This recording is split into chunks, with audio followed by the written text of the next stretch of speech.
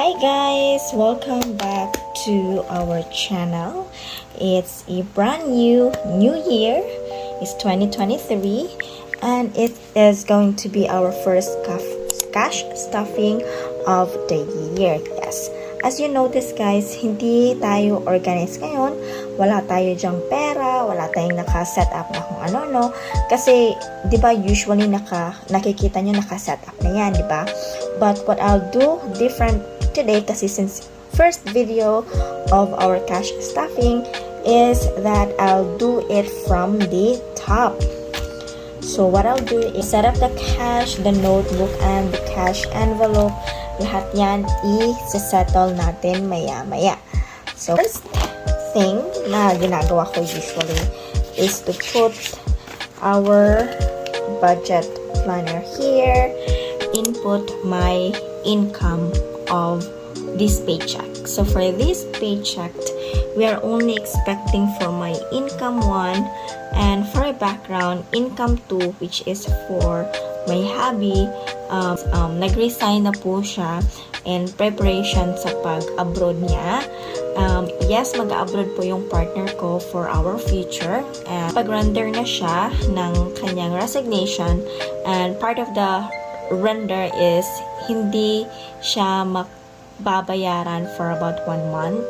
Ang income natin na makikita nyo dyan guys is just plainly my income for this month. So that is 13,000. Set up the cash. Notice ang kapal ng tagka-hundreds natin dito. Super kapal. Guys, yung ginagawa ko at first is clearing of the cash. Makikita ninyo marami akong hundreds dito guys kasi nakapagtabi ako ng pambayad sa sapatos ng boyfriend ko. Sorry, ng partner ko. So, let me just take it off muna here. And this one is for the eyeglass.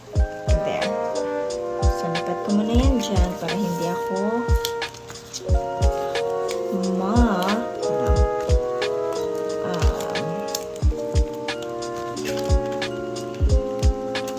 so, for the parking, grocery, hindi kami nakapag-grocery last month. For the parking, then mom sheet, then for the allowance, okay, pambayad dito sa ating miscellaneous. What we will be doing is that I'll put this in the rollover.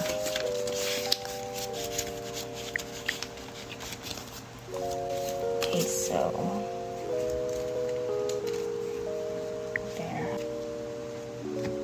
so, zoom in ko guys para mas makita natin. So, for the savings, as you noticed, meron tayong budget na 4,900 for the savings. Our expenses is 12K and our income is 13. So, I would say na 1K for the savings lang yung ilalagay ko first. Kasi yan yung sob. That is actually for the sinking funds. Okay, so lagay ko lang siya 1,000 for the sinking funds. And our next one would be for the debt, which is for the eyeglass. That is 1,000.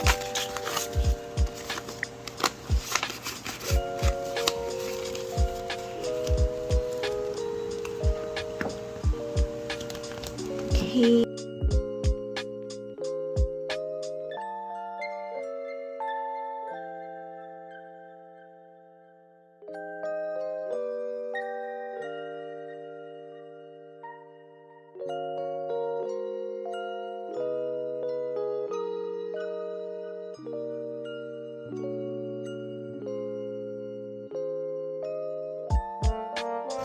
$2,000 yung nasa grocery because we've spent 2,000 sa grocery guys.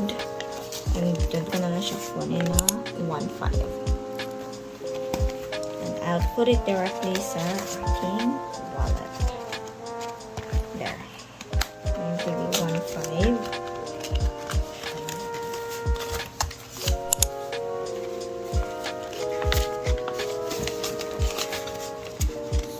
So for the vitamins, it's 500 and 1.5 for Moshi. Means it's 500.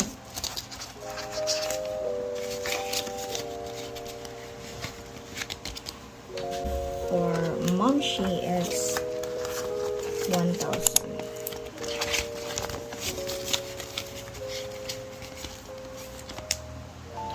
Okay, and for the miscellaneous, that's 1,000.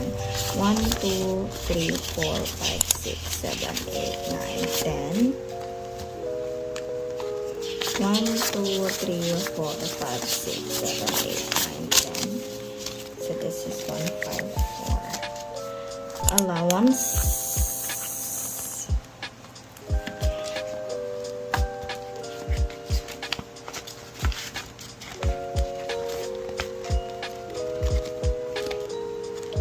And then for the miscellaneous, it's 1,000.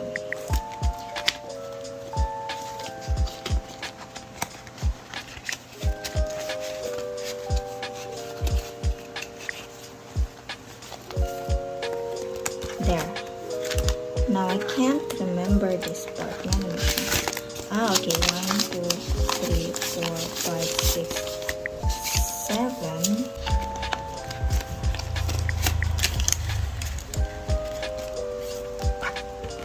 Okay. So for the Shopee, I have 410 na dapat kong 410. So, dito ko siya kukunin guys sa miscellaneous, yung sa Shopee. Yung sa Shopee na nabili ko, nasira kasi yung strap nito, yung silver, and di kasi bagay yung strap na to any outfit na susutin ko. So, bumili ako ng bago.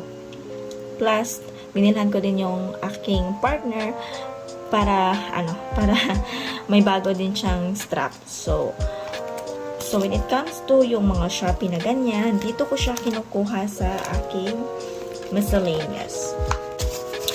2, 3, 4. There. And I have an envelope here. This is Shopee. First is, ano tayo ngayon? That's 1, 4, 23, 400. I don't know if I have a 10 peso here, but let's see. Let me check if I have 10 peso. Next thing is credit cards. Okay, in terms of paying the credit cards, so let me just see here. Pay credit card. So let's have BDO first. So for the BDO, let me just turn it off guys because I need to access yung app. So let me just pause and access ko muna yung app ha. Okay. So for the credit card guys ng BDO ko, yung total is 14,518. 885 is yung nag-birthday yung partner ko, which is meron na siya, nandito na siya sa video ko na envelope. So I think 1, 2, 3, 4, 5, 6, 7. Kulang na lang ako ng 900. Okay. So dito ko siya kukunin sa kanyang allowance. 900. 5, okay. 9. There we go. Tapos, yung sa Lazada, 2,425. Nasa BDO ko na siya na account. Eyeglass, it's 1,823. So, fully pay na siya, guys. Last na po siyang bayaran. Okay. So, 2,000 minus 1,823. So, yung sukli is 177. Pero yung kukunin ko lang, it's 100. Para may sobra yung pera ko. And I'll just put it here sa debt. Guys. So, yung sa shoes. Okay, for the shoes, it's 2,235. Shoes, yung lalagay ko is 2,300. So, there.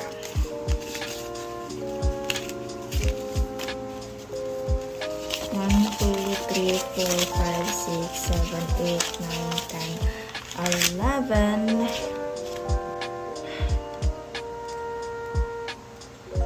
Some cash is 12,100. Let me repeat, guys. Baka nalito lang ako. Okay, 1, 2, 3, 4, 5, 6, 7, 8, 9, 10, 11, 5, 6, 7, 8, 9, 10, 11, 12. Yeah, tama.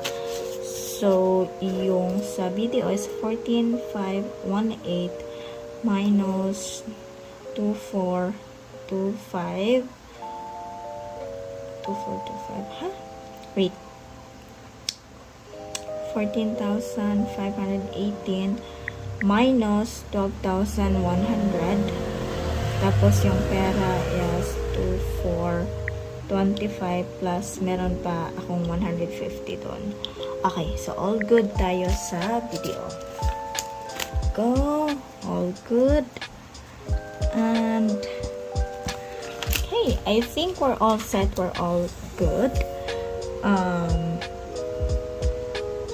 So yun lang. I'll try to see if I have extra for Nika's birthday and all. Yeah, I think that's it. Thank you. Have a great day, guys. And it's a little bit boring, but I hope you get to it that this is actual on what I do my cash stuffing. Thank you, and hope you like. Happy New Year and set your goals, guys. Again, this is Val. This is my financial journey, and thank you for joining me for today's video. I'll see you. Like, subscribe, and don't forget. Bye bye.